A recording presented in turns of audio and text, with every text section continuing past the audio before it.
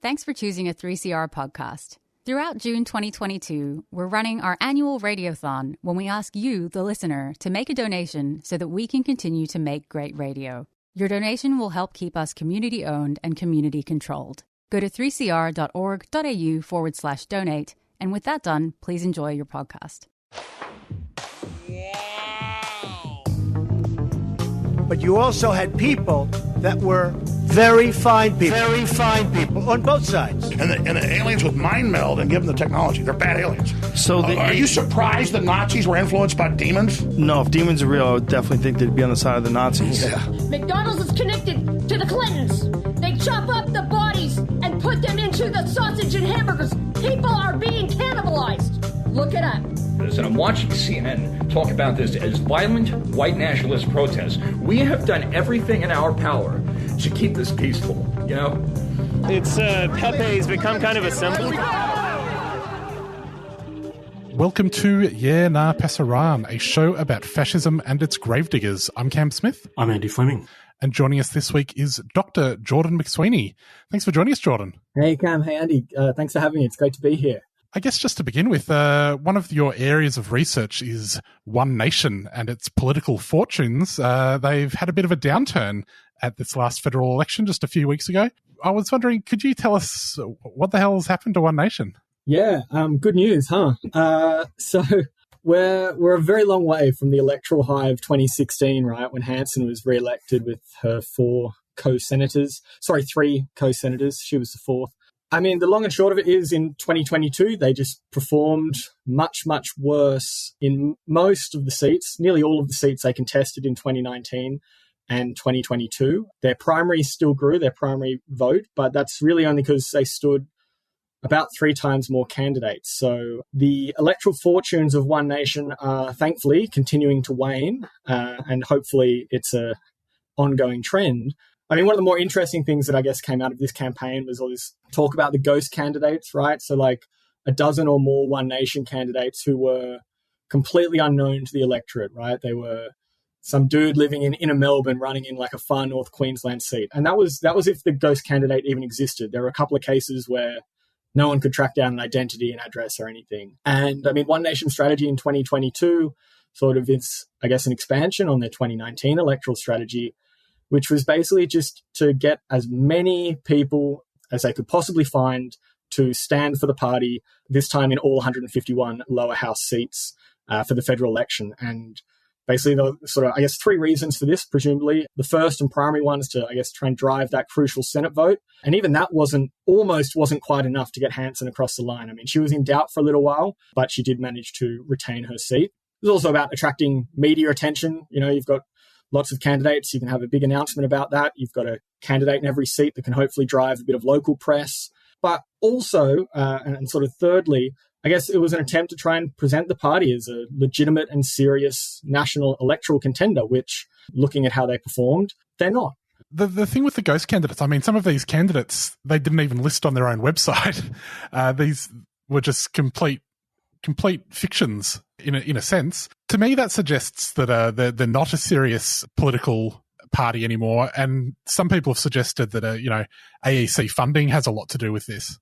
Oh, definitely. I mean, One Nation has always, or at least in recent years, I guess approached elections as a bit of a money spinner, right? We have publicly funded elections if you get over a certain threshold in your primary vote. And that's a good thing because it allows, smaller, less well-funded parties to contest the elections. And that's a good principle. But yeah, One Nation has always seen it as a way to try and fill the war coffers, as well as just like ripping off their candidates. There was that old recorded audio of James Ashby allegedly suggesting that they deliberately overcharged their candidates for like core flutes and electoral materials so that the party could basically claim that money back from the AEC and turn a profit at their candidates' unfortunate expense. I think there's a serious question, the extent to which One Nation has ever been a serious party organization, at least at the national level.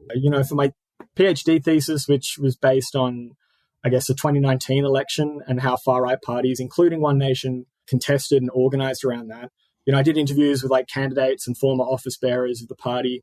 Most of them, they'd never been to a local branch. A local branch didn't exist. They didn't know anyone else in the party. They got no media training. In some cases, it was like, I sent an email to the party and said, can I stand? And they said, yeah, great. Or they were tapped on the shoulder because the party knew who they were, because in 2016 they'd stood for another far-right party and One Nation was just looking to fill seats. I guess apart from its a sensible failure to get that many votes and enter the parliament, you've also written about how One Nation, despite these failings, is nonetheless able to influence parliamentary politics, policy and discourse. Can you explain how a party that's relatively unsuccessful can actually have that kind of impact? Yeah, so I mean, and this is, I think, the important thing when we think about not just One Nation, but other like Australian far-right parties like Fraser Anning's Conservative National Party in 2019, for example, is that while these parties suck at contesting elections, they have been fairly successful, I think, in having much of their sort of discourse adopted and perhaps even extended by major parties. So like obvious points might be over the last decade or so, the coalition's hardening position on borders, on assimilation, the place of Muslims in Australia. But, we shouldn't forget things like Labor's Tanya Plibersek proposing an American-style Pledge of Allegiance for school children, or Christina Keneally's proposal shortly before the election to try and recoup costs from refugees in detention, which is positively ghoulish. But I mean, how they do this is a bit of an open question. I mean, Andy, you mentioned some research we recently published, which was looking at how parties can try and leverage, I guess, like the personal standing and media reputation and presence of the party and their leader to, try and shift the Overton window, I guess, about how these issues are discussed and framed in the public sphere, and try and, I guess, wedge parties like the Coalition, but also the ALP on the right, make them fearful that they're losing voters, so there's sort of a potential or perceived electoral threat. And that was, I think, particularly present after 2016, right? People who first preference voted for One Nation in 2016, according to the Australian Election Survey, they were coming like 50-50 from the ALP and the Liberal National Party. So these are people who, in the previous election, had voted for one of the two major parties. By 2019, it was like a 60-40 coalition-Labor split that had turned to One Nation. But that kind of electoral threat, or the perception of it, we argue, is enough to, on some instances, shift some of these major parties in that direction, because I think that there's a constituency to be made there.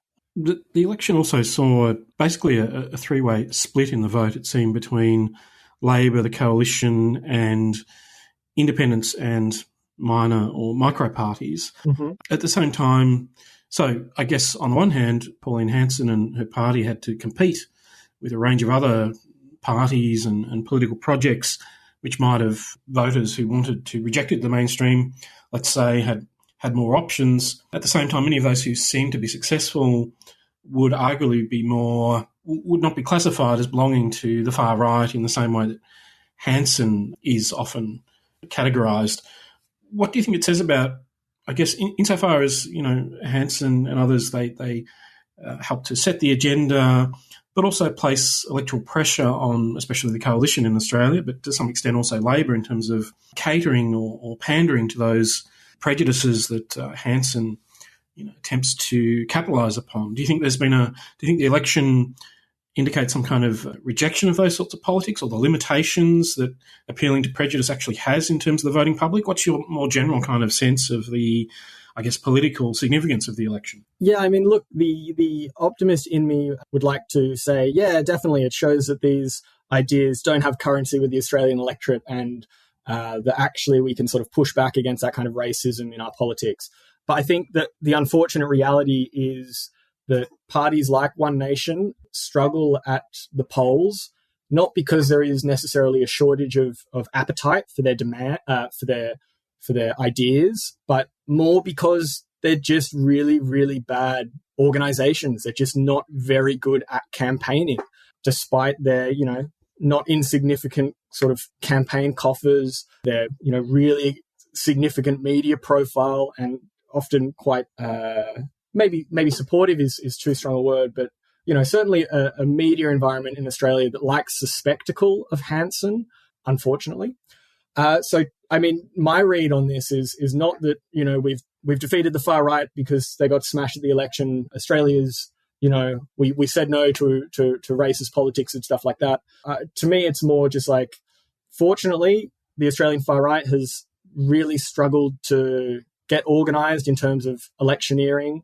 They haven't done what some of their competitor parties that have been more successful in Europe have done. For example, a really big focus on local electioneering to build like local strongholds in boroughs and things like that, from which to build off into broader state or regional campaigns and then onto national presidential elections and things like that.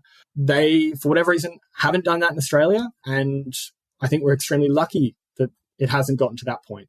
Because I do worry, the pessimist in me does worry that, with some serious electoral organising, that they might be a more formidable threat in terms of the polls. I guess the other question associated with that is there's been the coalition it's going through some process of soul searching to determine what kind of party it's going to be in the future. And there's seems to be strong pressure from many commentators associated with Murdoch publications and so on that they should go further right and arguably, I suppose, enter into territory that would more normally associate with Pauline Hanson and her party. What prospects do you think, or what is the kind of significance of that? Do you think that's foolish, or is it a viable long-term project? I hope it's not a viable long-term project. Thinking to the election and the way in which particularly the electorate, say, of Warringah responded to the controversy around the Liberal candidate there, Deeves, and her extremely hateful rhetoric around trans people. The fact that she was given such a resounding flogging at the polls, that's a really good sign, right? And the attempt by the Liberal Party to import a very American culture war sort of bugbear didn't land in Australia. And that's a really good thing. But I'm not particularly optimistic that is, a long-term guarantee or necessarily reflective of a broader trend. I think it might be more a problem of the salesman or woman, as it were. So while I don't really see Peter Dutton, for example, as the new leader of the Liberal Party, as being the kind of personality that can regain the Liberals those heartland seats that have really been foundational to the party historically. Some of those inner city seats, particularly ones they lost to the Teal Independents. At the same time, I'm a little wary of writing off his incredibly corrosive politics as a sure bet for being ineffective or unsuccessful. And I think back to really the Tony Abbott-led opposition, where Abbott was an incredibly effective and incredibly corrosive on our political discourse opposition leader. And I do really worry that, I guess, Dutton, as the attack dog of the party historically, now in this role, now really leaning into that kind of politics and being encouraged to do so by certain sectors of the press, as you noted, Andy. I really worry what that's going to do for this next electoral cycle and sort of what the state of political conversation is going to be like in Australia. And of course, the real material impacts of that, of how that's going to make the lives of a great many people, whether they're trans people, whether they're migrants, whatever, how they're going to feel in Australia. Because I think there's a great deal of harm that can and will be done in that respect. Jordan, we've recently seen in the wake of a number of massacres in the United States, there's been a sort of revival of some of the footage that came out of various One Nation figures shortly prior to the 2019 federal election, meeting with the NRA in the States, trying to secure funding from them in exchange for a promise to weaken gun laws if they gained the balance of power. Do dark money campaigns like this have a lot of influence on the far right in Australia?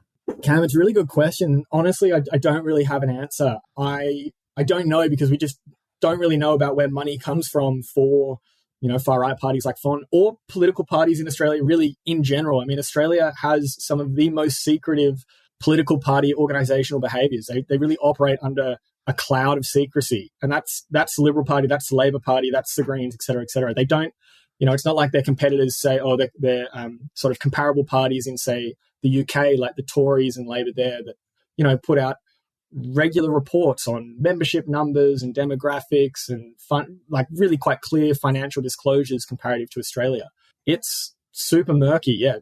Don't have a clear answer there, unfortunately.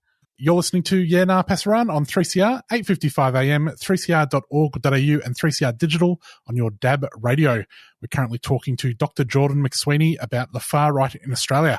And it is Radiothon month on 3CR. If you would like to donate to the Yeah Nah Passaran fundraiser, you can do so at givenow.com.au/cr/Yeah Nah Passaran. We really appreciate all the support. Now back to Jordan. In your research into the political parties that make up the Australian far right, what other sort of things did you find? And what were the other parties that you looked at besides One Nation and Fraser Anning? Yeah, so for my thesis, I looked at pretty much all the far right parties that were contesting 2019. So from memory, that's like Kim Vuga's Love It or Leave It, Rise Up Australia Party, that was Daniel Nalaya's project. You had the Great Australian Party, former One Nation Senator Rod Culleton's little Citizen project. You had Fawn, you had Gap, and off the top of my head, the others escape me. Basically looking quite broadly at this and really interested in how they were organising, not just in relation to the election. Like, I was interested in the general sort of internal governance of their parties, right through from their sort of like constitutions, which is one of the few pieces of political party information that is legally required to be publicly available in Australia. You need a rules or constitutions uploaded with the Australian Electoral Commission in order to register as a party. So looking at those, speaking to candidates, speaking to current and former office bearers of the parties, although not candidates from every party were available and happy to speak to me. It was pretty well limited to Fraser Anning Conservative National Party, Rise Up Australia Party, and One Nation candidates. And I was also really interested in how they use social media as like an organizational technology. So how they use Facebook and Twitter as, I guess, like default branch structures, because they don't actually have physical spaces like, you know, mass parties like the ALP or the Liberal National Party at least formally had. How they sort of articulated collective identity as part of their campaigning, what sort of stuff they were doing around the election. Were they trying to recruit members and solicit donations and, you know, line people up to hand out at polling booths? And were they using the internet to sort of facilitate that? And I guess what was interesting out of a lot of this work was, and I guess it reflects what I was sort of saying earlier, I mean, the most interesting thing about Australian far-right parties and how they've behaved as parties is their disorganisation, the fact that they really don't have a comprehensive organizational strategy or plan. They are not really institutionalized as organizations and largely exist as like a cadre of supporters around their party leaders. And particularly speaking to people from like the Rise Up Australia Party, you know, the way that party worked was they didn't have any sort of formal federal, state, local branch structure. That's standardly how parties are sort of organized in Australia. And instead, they basically have these sort of dual church meetings / party meetings. They would sort of come together. Daniel Nalaya, the party founder and leader, would talk about, well, what's the next campaign coming up? It's a Victorian, you know, state election campaign. It's a federal campaign in 2019. And the party would sort of like very loosely organize around that and have this sort of sporadic rush of activity. And then the election was over. They didn't win any seats, polled very poorly. And the party would almost like dissolve or disintegrate back into these more amorphous networks of like Christian fundamentalists, Islamophobes, et cetera, until the next election comes along and they sort of recoalesce around Danny Nalaya and run their little campaign again. And then it all sort of dissolves again. So there's this, particularly with parties aside from One Nation is a bit different in this respect. There was this much greater degree of like fluidity, I guess, around how they organized. And in a way, it sort of more resembled like broader social movements that, you know, there were no clear there were no clear membership structures, There was no clear rules or responsibilities for members. Candidates were sort of just amorphously thrown up out of the movement. It was just it was quite chaotic and quite disorganized, really. Is it fair to say that all of Fraser Anning's candidates fell into that sort of amorphous genre? You know, I seem to recall they had a robot sex guy who surely was working away on all of his robot sex research when they weren't running politics. Adrian Chioc, he's now he's very busy with Fraser Anning in the US. Fraser Anning, who's in the US, running the Centre for National Populist Economics or whatever they started up with Steve Bannon. What's happening with that? And I feel like Steve Bannon is famous for backing maybe the outside chance, but Fraser Anning seems like a very outside chance. Yeah, I don't think anything's happening with that beyond a very poorly designed web page. That was sort of its status last time I checked in, and I'd be a bit surprised if it really ever got further than that. I mean, Anning, of course, was the nucleus for that party. He left Australia for the US after the election and is still facing potential bankruptcy proceedings of like $150K from Bendigo Bank here.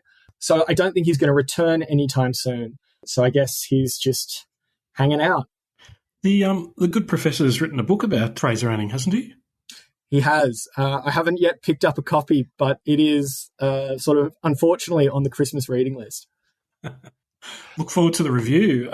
I suppose, in addition to, the somewhat shambolic attempts at constructing a far-right party of any real effectiveness or seriousness, we've also witnessed in the past few years attempts by, cliques or small collectives of far-right actors to enter the mainstream in a rather surreptitious fashion. I'm thinking about the Young Nationals in New South Wales. Have you any thoughts on that kind of strategy, the entryist strategy? If it's the case that there's this kind of inability to construct a party, an autonomous party, does it actually make more sense for far-right actors to enter into the mainstream? Yeah, I mean, the case with the Young Nationals and that infiltration in New South Wales in, 2017, I think it was a really alarming development, I guess, in the sort of repertoire of far-right action in Australia. Very fortunately, that was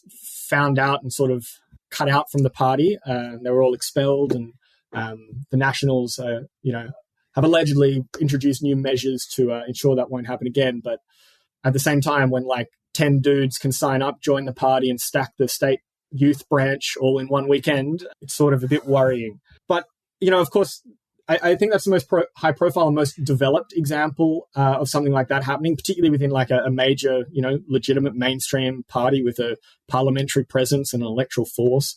And, at the time, the junior party of government. We've seen similar things with, allegations of neo-Nazis working in Fraser Anning's office when he was a senator. These are neo-Nazis potentially on the books of the Commonwealth, being paid by the taxpayer, helping run Anning's campaigns. And I think if we think about the kind of, what Anning was doing around and in the lead up to 2019, he was forthright that he wasn't going to win his seat back. He said that in an interview with the Sydney Morning Herald prior to the election. He said, I recognise I'm probably not going to be re-elected.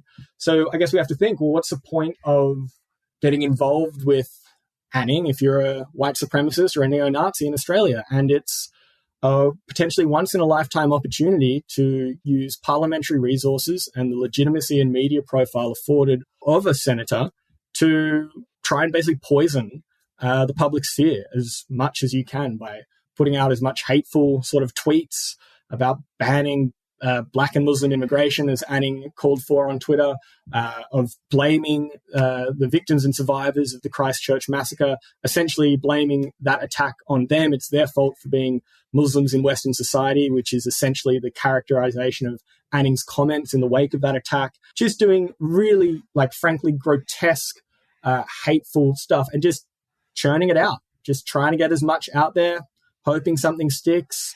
It probably won't stick, but everyone else has had to have a conversation about it in the meantime. And I think when it came to his tweet, particularly around instituting a very Steve Bannon, Trump-inspired Muslim ban, but also Anning was very keen to extend that to what he called Black African immigration.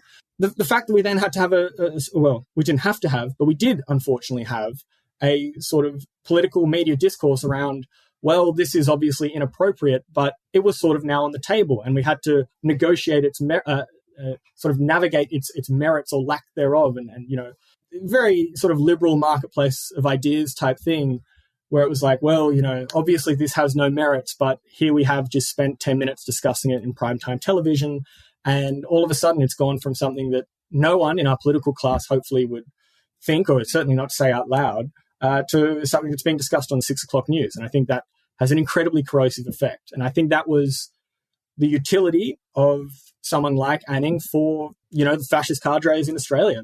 It was a real golden opportunity for them. And I think in terms of poisoning our discourse, he probably paid dividends, certainly in the short term. In the wake of Anning's comments on Christchurch, there was this sort of, not an accounting for or reckoning in the Australian media, but, I remember Pauline Hanson being questioned on Sunrise for her role in, bringing Fraser Anning into politics. And it did remind me of her performance on the show Frontline some decades previous, where Mike Moore asks her, where do you get these ideas from?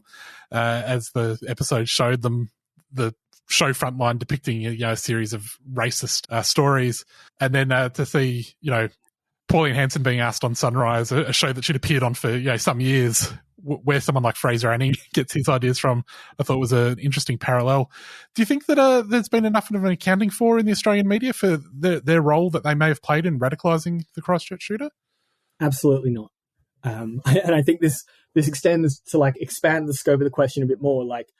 Australia as a nation or community or whatever is deeply unwilling to have a reckoning with racism and white supremacy, and that is inherent in the colonial project that is Australia, right? And so we're not going to do that anytime soon. We're not going to, as a nation, take any degree of responsibility for the fact that the Christchurch shooter is Australian. He was radicalised in Australia. He was known to many of the active sort of leadership of the contemporary far-right movement in Australia. That's not going to happen, certainly at any sort of political level that I can see, certainly not in the short term. And certainly I don't think if the political class isn't going to sort of lead that conversation, I certainly cannot see media wading into that, or at least certain sections of the media wading into that and sort of acknowledging the role that they may have played. Yes, I unfortunately can't see that happening. And I mean, this sort of speaks to the work I'm doing now at the Centre for Deliberative Democracy and Global Governance at the University of Canberra. We're really interested in how the public sphere, so that's media actors, that's politicians, it's how the broader sort of political discourse or public discourse, we're really interested in how that responds to violent extremism in several democracies, including, say, the Christchurch massacre, and sort of thinking through, well, what's, I guess, a healthy democratic response and what's a sort of unhealthy or undemocratic response. And certainly, Australia's media has not approached that in anything near, a reckoning with their responsibility or potential role. And certainly at the level of institutions, certainly there are individual journalists who are phenomenal in this regard. So I just want to make that clear. But, as institutions and publications or news channels or whatever, we don't even have any sort of basic semblance of best practice guidelines on how to report on violent extremism in ways that minimize harm, that don't, further disseminate extremist propaganda, et cetera, et cetera. So there isn't even a willingness yet to deal with, the current problem. I certainly can't see them sort of revisiting perhaps historical roles. One proposal that's been floated in recent weeks and months across various jurisdictions for combating the extreme right is a proposed ban on the swastika or the Hakenkreuz. I was wondering what your take on that is and what the effectiveness of it may or may not be. Yeah, I mean, I'll start with the effectiveness point, and I think it won't be very effective, is this sort of short answer. My general thoughts on it is, obviously, I'm not going to lose any sleep if swastikas are banned, but I just sort of think it's the wrong approach or the wrong place to direct energies for dealing with the very real threat of neo-Nazis in Australia. In very simple terms, there's no point banning the swastika if, the Volksrune and the Totenkopf and, the plurality of other symbols that the far right uses, perhaps even a little more frequently in their propaganda. And there's not a whole lot of point banning a symbol like the swastika if you can still download and read a copy of Siege or the Turner Diaries or something that has perhaps a much more material impact on the actual practice of these groups. On the other hand, if it means even for a small time that neo-Nazis can't intimidate minorities by, spray painting a swastika on a synagogue or something, I mean, that's good, but I just don't see it actually having that effect. The effect I do see it having is providing a very neat little rallying cry for a movement that is arguably maybe a little demoralized after their Führer Tom Sewell has had a bit of trouble with the courts lately, although he's probably come out better than many of us would hope, thus far anyway, with these bail conditions. But it provides groups like the National Socialist Movement or the European Australian Movement a really nice rallying cry to push back against particularly the proposed Victorian ban. They're pushing back, so it seems, on religious grounds. I'm no legal expert, but I reckon they might be able to get it overturned. And if they do, that's going to be such a, great little victory for them. It's going to really help re-energize the movement and show all of their sort of cadres that they're really out there kicking ass and taking it to the triple parentheses courts or whatever. So I don't see it as being particularly effective. don't see it as potentially being long-lasting. I think it's very easy to just get around these kinds of bans as well by using one of the dozens, if not hundreds, of other symbols that they like to use. Yeah, I'm not very optimistic about this one. Speaking of Tom Sewell, and also speaking of the man that the Christchurch killer described as his emperor, both have been featured in at least a series of photographs or tweets that were produced by Todd Sampson, who's a advertising guy who's undertaking a documentary which I guess is intended to help the Australian public understand these figures and where they're coming from and much else, and yet there was quite a backlash to this. What do you think this incident says about, I guess, the approach of the media to reporting on or presenting or platforming these sorts of figures? And do you think that there are lessons to be learned from this, this moment? Yeah, absolutely. I think the main thing that this really, unfortunately, very nicely illustrates is that a broad cross-section of the Australian media, because, of course, there are some really excellent journalists out there, people like Ariel Bogle, people like Michael McGowan doing really, really good work in the sort of far-right space.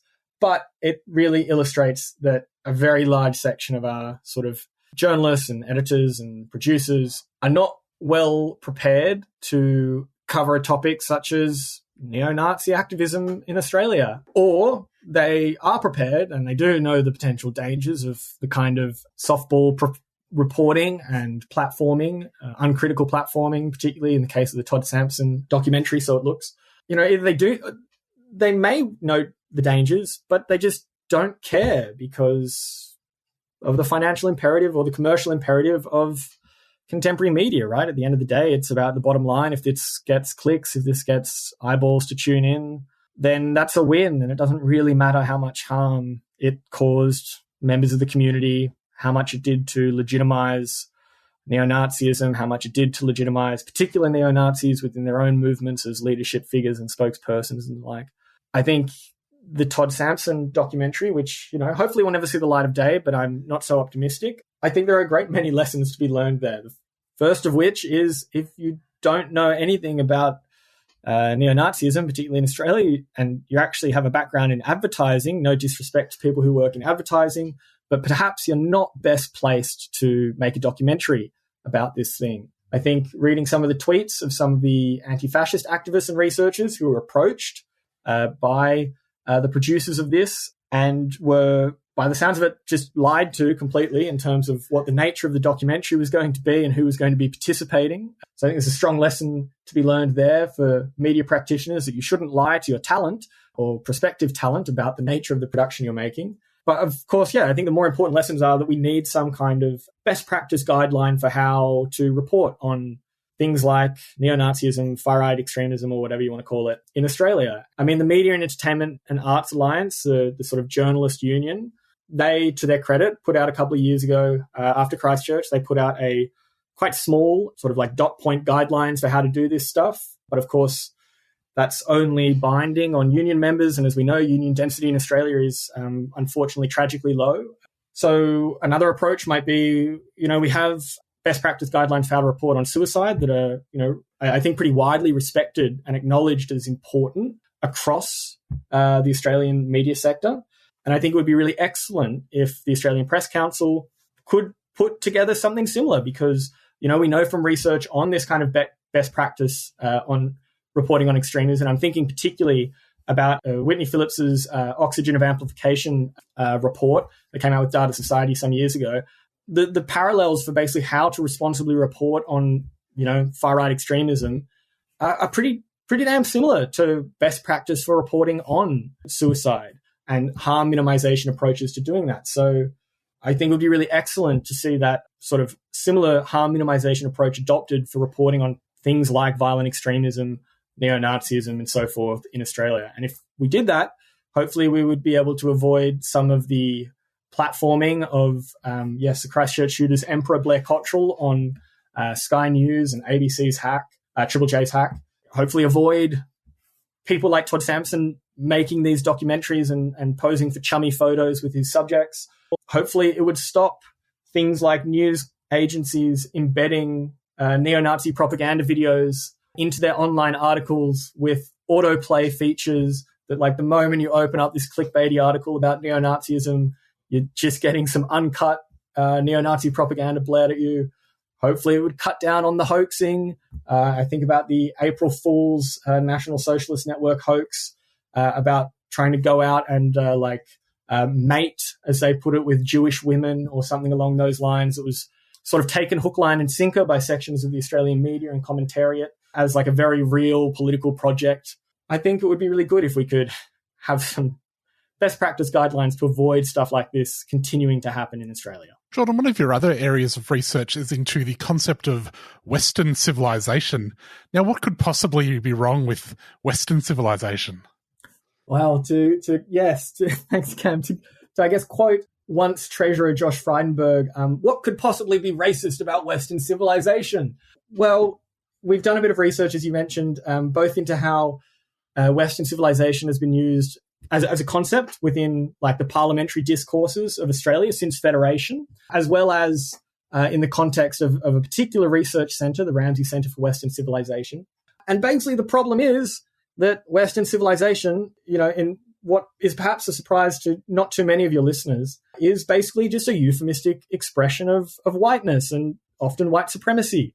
Particularly in Australia, Western civilization has sort of been used as this historically very explicit racial marker. We look at the sort of early Federation discourse around Western civilization, and it very explicitly links it to a virile, healthy nation made of white men and a bastion of whiteness in the ends of the world on the edge of the barbarian hordes type stuff. And, over time, particularly in the sort of post-World War II period, that really explicit racial content was emptied out and replaced with a more euphemistic discourse around values and democracy and the individual, and how the West is just really, really good at having a tolerant and open society. But of course, there can't be a self without an other. There can't be a sort of West without the East, to quote Edward Said. And so implicitly, if not explicitly, this Western self is, in Australia, always imagined primarily in terms of whiteness, of Anglo-Saxon sort of settler colonial ideas. And the other is generally the non-white. In the more contemporary iterations, it's, East Asian and Muslim people. Historically, it was pretty much just East Asian people, particularly the Japanese and the Chinese.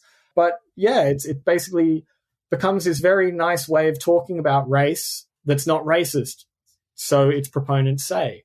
There's been a shift in language without necessarily being a shift in or a fundamental alteration in the concepts which underpin them or the structures that sustain them.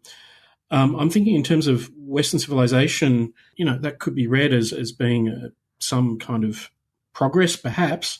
At the same time, insofar as Western civilization is associated with liberalism, with democracy, with tolerance, those are the sorts of things that, insofar as they're attached to Western civilization, arguably have some kind of popular appeal, and they're intended to. They're intended to present certain kinds of ideas and political projects in a way that doesn't evoke, concern or opposition. How do you think it's best for, and this may be a more general question for the general public, to look at these sorts of questions and to be able to, I guess, critically analyse them, to understand them, and to understand the ways in which these sorts of ideas that on the surface perhaps have some kind of appeal or are relatively innocuous conceal something that is more malicious or damaging? Is there any, this may also relate to questions about how the media treats certain subjects. Is there any way in which, the general public can arm itself to better combat these forms of discourse? I think, that's a really interesting question. I mean, I think the important thing to look out for, to, I guess, keep it brief, is to think about when, the sort of wonders of Western civilization are being extolled by right-wing politicians, to think about what that's being presented as a opposite to, or what is that being presented in relation to, right? And typically, particularly in the most sort of recent iteration of this civilizationist discourse, it's been deeply intertwined with the so-called war on terror and the invasion of Iraq and Afghanistan. and this idea of needing to bring democracy to the Middle East and to liberate their women and to teach them all the excellent values of Western science and rationalism, to give them mobile phones and capitalism, and so on and so forth.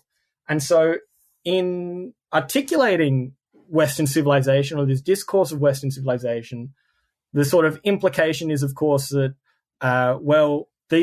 these peoples who exist outside of it are inherently the opposite of that, right? If we're civilized and developed and rational and, tolerant and open and liberal, well, they by necessity can't be. Otherwise, they'd be part of the West too. So they must be barbarous and they must be undemocratic and they must be, living in utter misery.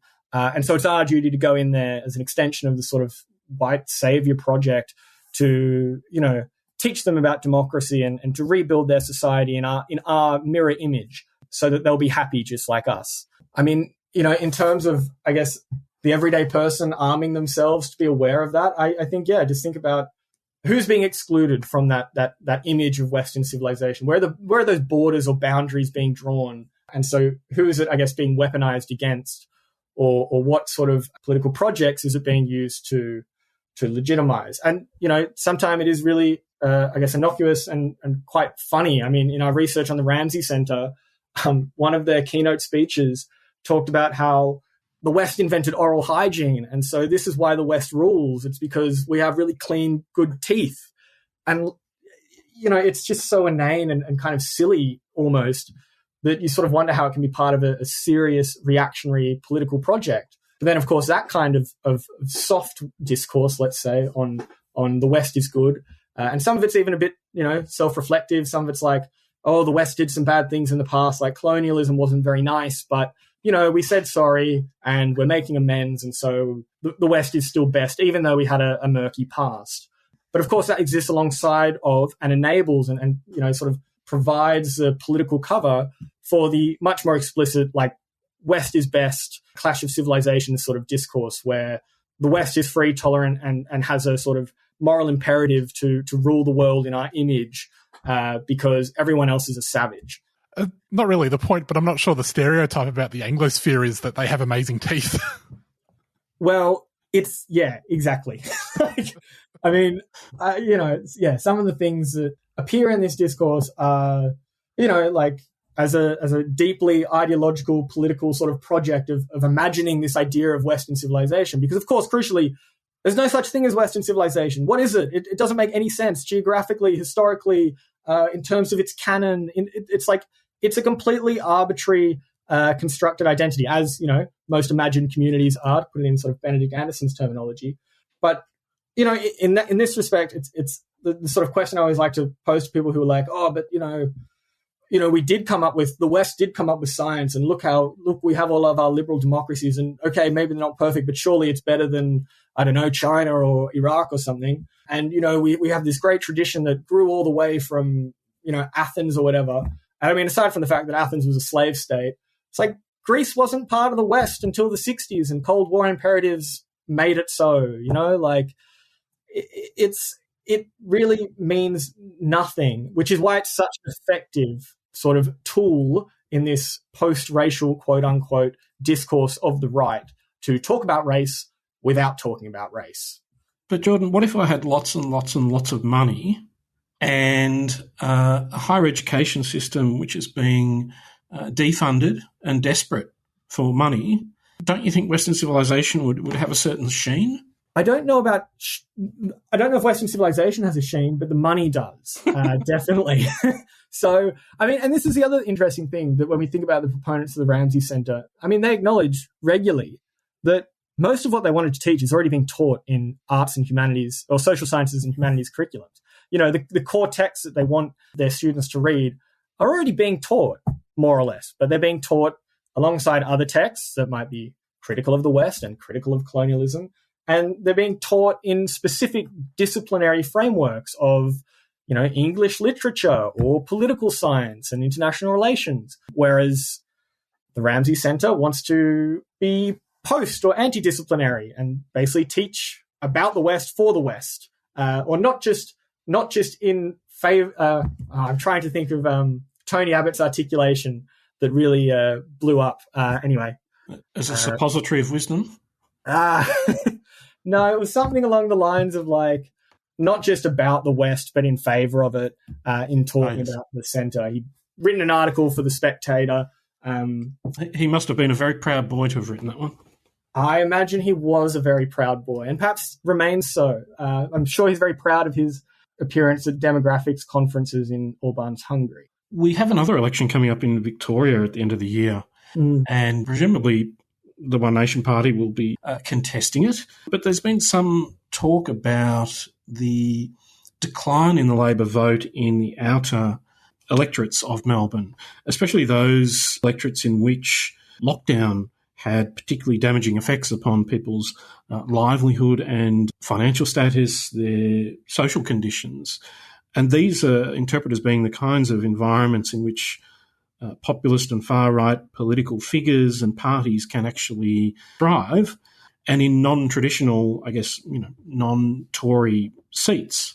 And that's going to pose particular questions for how the coalition engages with these issues, what kind of message it's going to try and sell. I mean, obviously African gangs are no longer current, apparently. That's been abandoned. But I guess there are real questions being posed about, how to respond to these, changes in rhetoric, appeal, and capitalising on voter discontent. At the same time, there's a seeming absence of the left insofar as it's an electoral project in many of these places. So putting on your, based on your own studies of One Nation's appeal and how it's worked, and notwithstanding the chaos that's associated with the far right, what do you think is going to play out, or what could play out in these electorates, and what might be, a more productive, healthier, progressive response to these sorts of issues in these among these particular populations?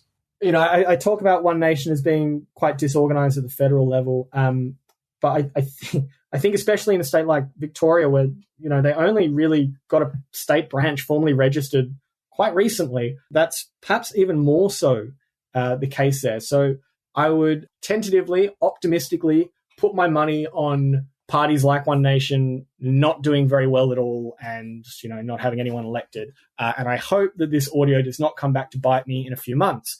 In terms of what I think will happen, though, as well, is particularly now with the sort of federal direction of the Liberal Party, perhaps we'll see an attempt by the coalition to, shift further rightward to maybe try and pick up or play into some of that discontent. And certainly the Victorian Labor Party is, well placed, for lack of a better term, to do that. Their leadership lent in pretty hard with the sort of anti-mandate, anti-Dan type crowd. So perhaps they'll continue to do so and feel emboldened to do so with Dutton now at the helm federally. In terms of a more productive and, left approach to how to deal with this sort of stuff, I don't have an easy solution, and there isn't an easy solution, I guess.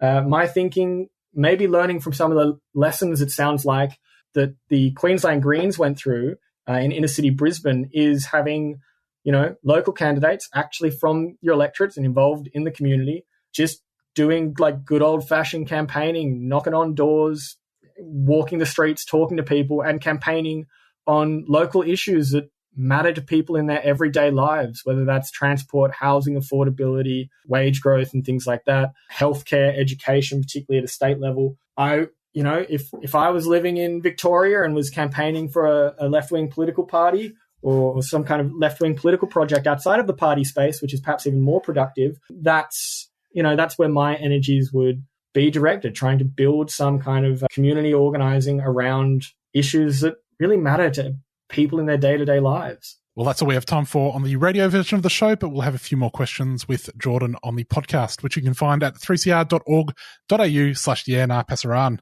Well, Jordan, thanks so much for joining us. If people want to find some more of your work, you're on Twitter at Jordan_McSwiney. Thanks for coming on. Oh, thanks for having me. It was so great to talk to you both. Well, Andy, that's our show. We will be back next week with our Radiothon special. People can donate to our Radiothon fundraiser right now, though, at givenow.com.au/CR/YeahNahPasaran. We'll see you next week.